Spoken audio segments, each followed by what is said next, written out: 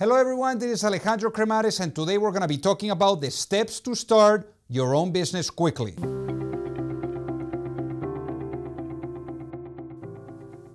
So are you ready to really take things to the next level? From really the idea to actual execution. There's a lot of people out there that have thought about starting something, maybe one day, but the thing is that one day or someday never comes. There's people that have thought about, how to go about the execution, how to go about the marketing, how to start selling, but really thinking is different from doing. So in today's video, we're really going to talk about and give you some insights as to how to go from the real talking to the actual walking and to really get out there and really be into action. So with that being said, let's get into it. So first you want to pick an idea.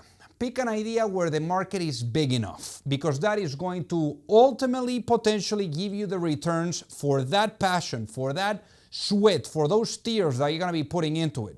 It needs to be something that you're extremely passionate about and somewhere where perhaps you can bring your skill sets and your expertise in order to execute flawlessly. You need to test your idea. Maybe you can pass it by ex-coworkers, by family members, by people that perhaps can bring you that constructive criticism and that feedback so that it can really help you in optimizing and iterating whatever you have. Other ways in which you can actually get some feedback is by creating perhaps a landing page or a minimum viable product that you can put in front of potential customers and you can see their reaction. You can also do quantitative analysis by perhaps getting a lot of people to fill out a survey, or maybe qualitative analysis where you literally get on the phone and you go into the conversation with a set of questions that you're asking that potential customer. So this way you're really getting all types of data points and potential validation, and you're going to be able to understand whether or not there's a potential market and a potential demand for what you want to bring into the world. Next, you want to create a pitch deck. You want to create a pitch deck because the pitch deck is essentially grabbing the essence of the story and you're putting it also in slides so that you have it as a roadmap, so that it can guide you, so that also you're able to explain it to potential customers, to potential employees, to potential investors. And by the way, you can use the pitch deck template below, where essentially, there's founders all over the world using it to raise millions, and you can just grab yours for free. So again, put it 15 to 25 slides, capturing the essence and really using that as a roadmap. And remember to use a good structure and a good flow so that ultimately is storytelling, because storytelling when you're at the early stages of a business is absolutely everything. You can also create a one-page business plan. If you don't have time for like a proper pitch deck and putting all of the bells and whistles, one thing that you can do is just create a one-page business plan where you're putting the thesis or kind of like very simple in bullets, like the roadmap or the steps to take in order to execute. And then also this is very well used internally to really guide you and your team in order to get to the next level. Next, you want to acquire the online assets, whether it's the social media pages for Twitter, for LinkedIn, for Facebook, or perhaps your own domain. You can get your domain on places like GoDaddy, where you can just like type in the domain, or either on their auctions. You can see if there's like on Whois, you can see who owns that specific domain. So maybe you can even reach out and perhaps offer them something to buy it. But again, you always want to keep it obviously at a low level in terms of price. So perhaps going into one of those sites where you can see if there's different variations, maybe there's a good way to go.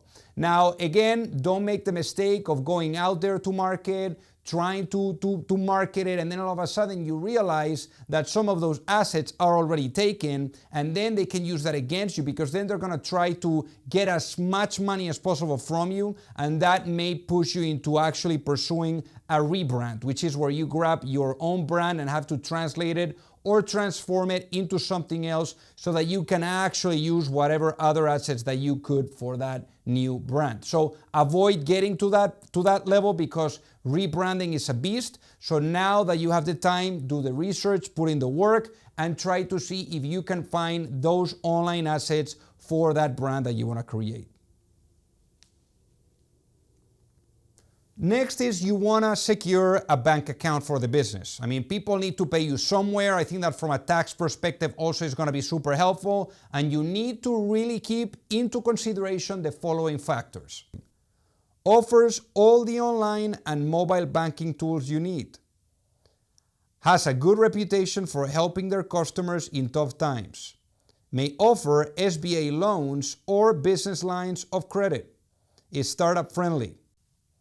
You're also going to need to recruit help. You're not going to do it alone. You're going to need help. And essentially, some of the people that you really want to surround yourself by are the following. Co-founders, core hires, informal advisors, fundraising consultants, business coaches.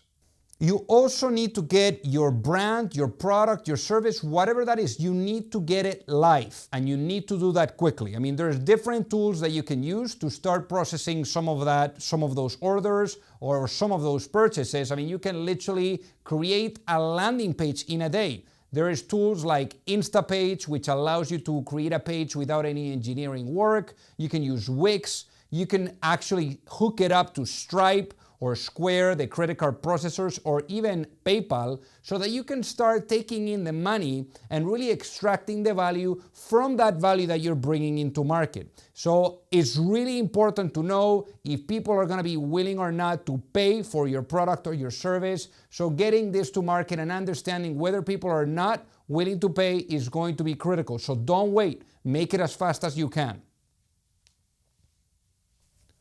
Finish your product or service. Really, you don't need it 100%. Never. Because you always want to grab whatever is minimal, put it out there, see what kind of feedback that you get, and then to continue to iterate on that. So you'll eventually get to that 100%, but remember that this is a mountain with no top. When you get to the top, then there's a new top that completely opens that you didn't even know where it was there. So don't wait until you have perfection. You're never going to achieve perfection. So just, again, get something, get it out there, and listen. Listen to your customers. Listen to your employees. Listen to your potential investors, whoever that is, but just listen, because it's all in the listening. Launch.